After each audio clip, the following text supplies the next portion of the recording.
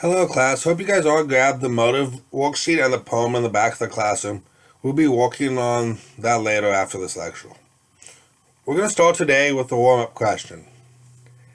And you guys are going to answer that warm-up question in your warm-up binders. And the question is, what do you think a motive for imperialism is? Okay, does anyone want to give me their answers? Okay.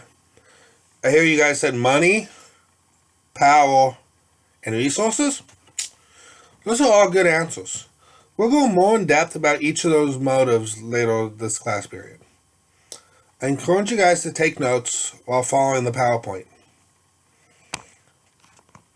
You guys will notice that some of this information you guys will have learned earlier this week about how the Industrial Revolution and the Great Divergence are related to imperialism. So now we're going to talk about the 5 motives of imperialism. And those 5 motives are economic, technological, political, religious, and ideologic.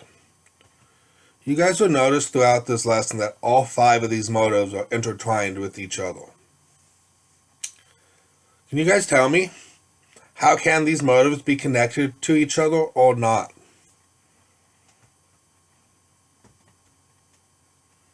Anyone have an answer? Okay, thank you guys for answering. You guys gave some of the correct answers. Some examples that you would see mixed with technology is technology and the military, industrial technology and the economy, and political or religious ideals,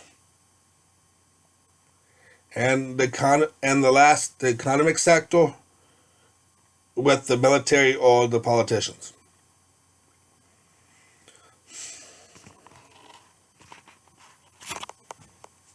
You guys will notice the first 2 motives are 2 factors that are related to Industrial Revolution, because Industrial Revolution was able to bring upon imperialism.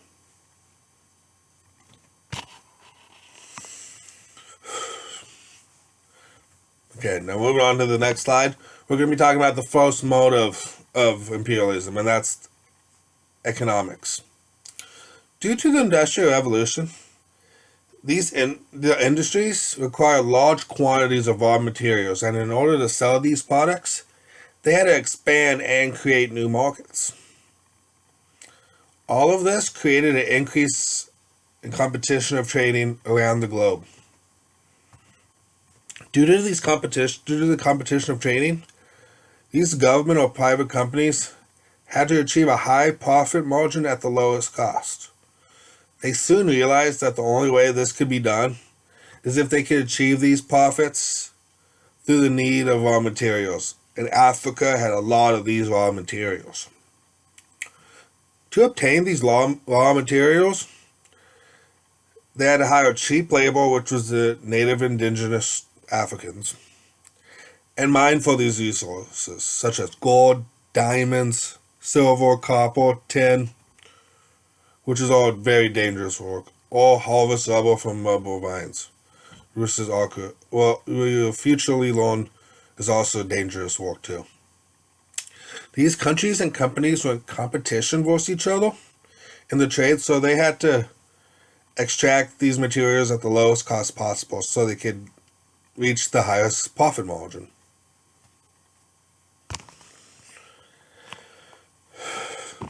Colonies not also provided cheap raw material, but also new markets to sell the goods produced in Europe that could not be made or sold in the colonies. However, only few Africans actually bought European goods. Imperialism in Asia would be more beneficial in this regard due to more materials and more stuff to trade. We will learn about imperialism in Asia within the next coming weeks. Okay, I'll give you guys like 10 seconds to finish up the notes before we move on, okay?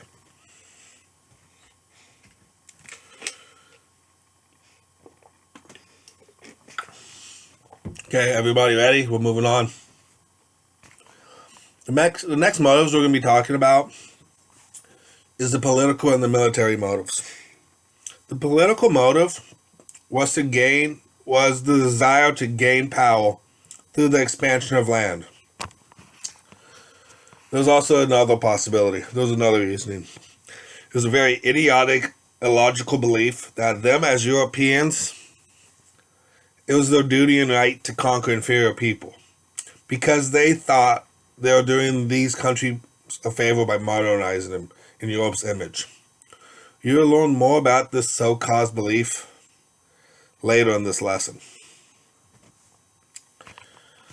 The military, those are the political motives. Now we're talking about the military motives. The development of new weapons helped the military gain power and a lot of land.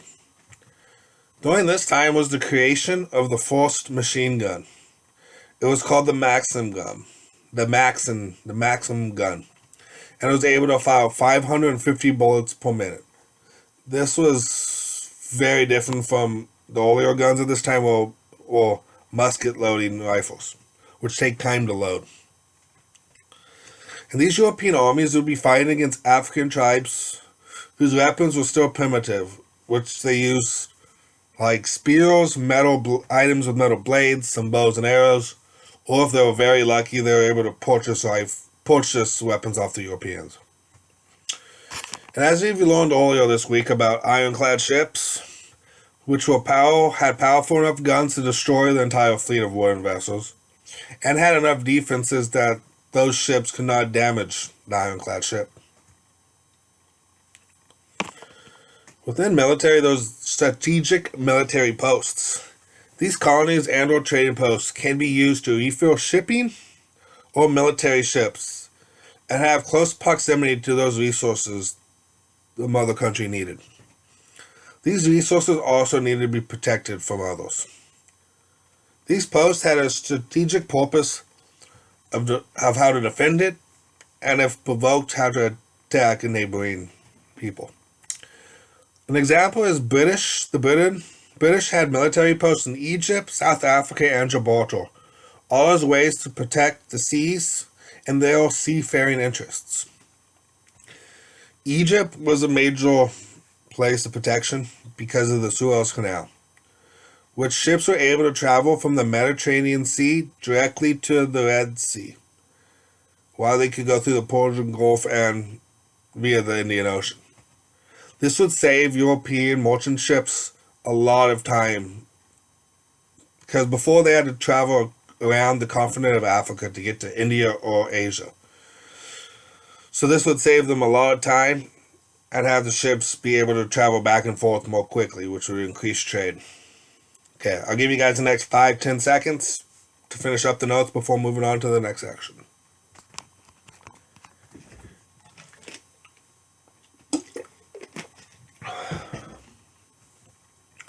Okay, now moving on to technology.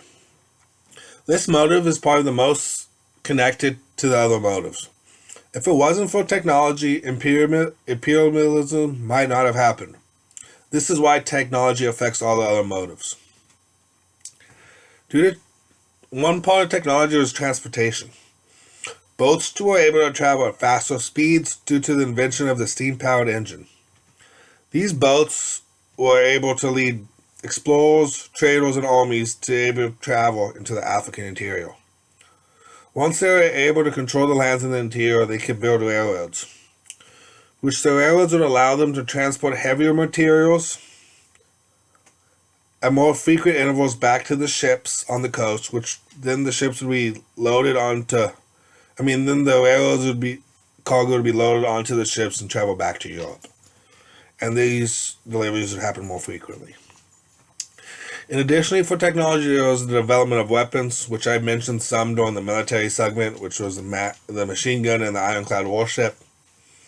But modern artillery was also very important. They came to fruition because of various advancements in the underlying technologies. The modern artillery at this time was breech-loading rifle guns that could be fired with much greater velocity and distance, and they were able to be movable because they had wheels.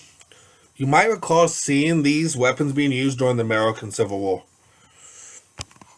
Also, other technologies being developed was medicine, because inland Africa had many fatal diseases due to thick rainforests which housed many disease-carrying insects like the mosquito. and the mosquito carried malaria. So technology advancements in medicine had to take place. And they did. The drug quinine was created and used as a vaccine against malaria. This medicine allowed more people to travel into the African interior. Okay, I'll give you guys about 5-10 seconds before moving on to the next section.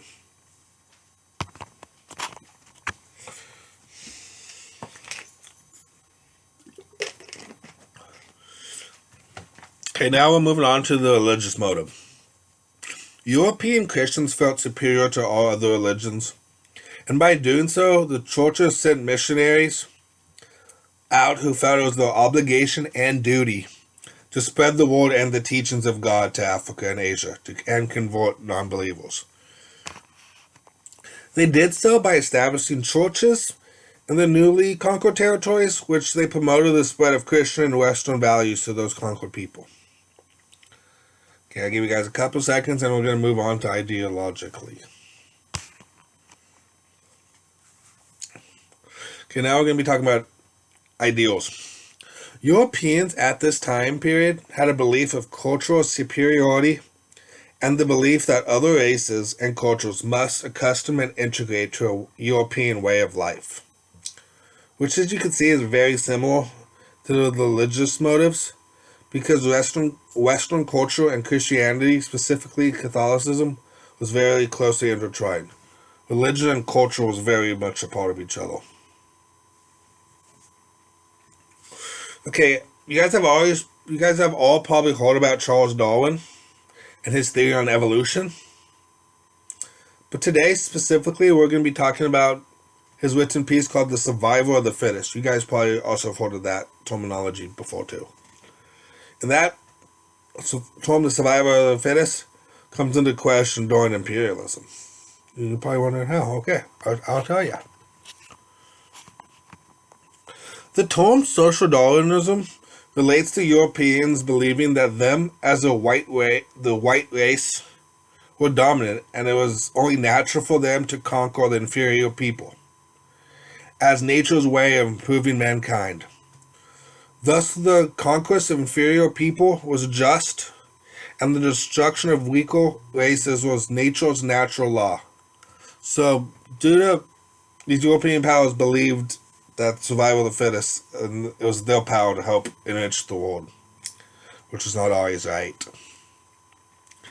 Many Europeans, as I said, bought into this vision, and this led to the poem called, this is a poem that you guys have on your desk. It's called The White Man's Burden, the United States and the Philippine Islands. As you guys learned during the intro to imperialism, about the sense of cultural superiority is referred to the white man's burden, I'm going to tell you why it is. The poem of The White Man's Burden was written by the British author Rudyard Kipling. And to know more about Kipling's background, here is as following. He was born in British-controlled India and experienced many deaths between his British companions and the native Indians. And even throughout those experiences, he was in favor of imperialism, because he believed that the British had the right and the responsibility to help civilize the Indian people. And he wrote this poem after the conclusion of the Spanish-American War. Because after the end of this war, the United States acquired the Spanish lands in the Caribbean and the Pacific Ocean. One of these islands was the Philippine Islands. The poem was to urge Teddy Roosevelt and the American people to colonize the Philippine Islands. Yeah, the poem was to urge Teddy Roosevelt and the United States to take up the burden of the empire, as Britain and other European nations did, and to colonize the Philippine Islands and its people for the Western way of life. And they did that for about 40 years, until the Philippines became its own independent country after World War II. Okay, so hopefully all of you guys grabbed the 2 worksheets in the back of the classroom. And if you haven't, could you guys go please and get that? We'll continue this in about like 10-15 seconds once you guys be able to get all the worksheets. Okay?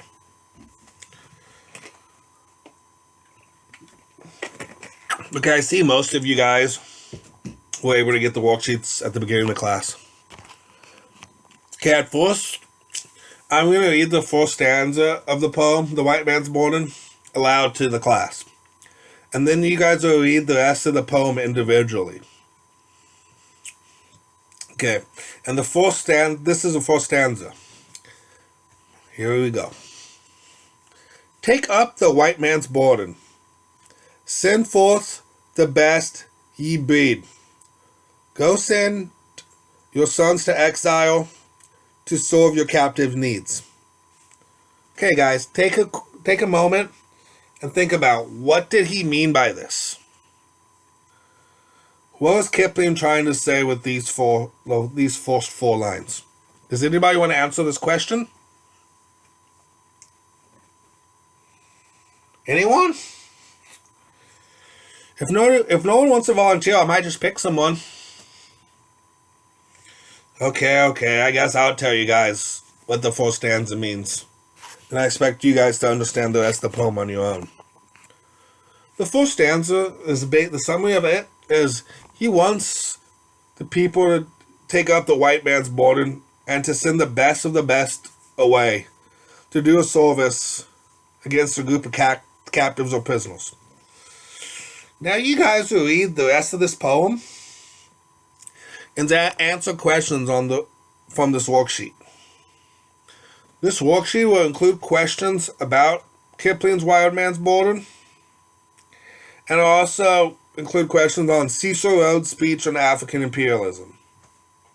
Additionally, this worksheet will include political cartoons that represent Kipling's poem, and it also represents Cecil Rhodes on African imperialism. You guys will have the rest of the class period or overnight to finish this assignment. And once you're done, you can place it in the finished work file.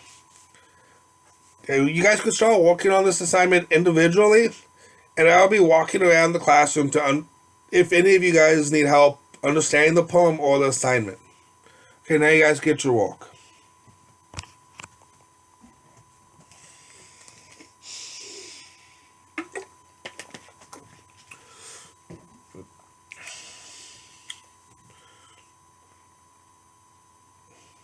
You guys all understanding the poem? Okay. Now that the class is about to be over, we're going to have a small classroom discussion tomorrow on this subject of these motives. As you're leaving this classroom, I want you to think about tomorrow's warm-up discussion. And it is, what motive was most critical for imperialism and why? So come back tomorrow, be ready to discuss your answer to the class in the discussion. Hope you guys have a great day. Take care. Bye.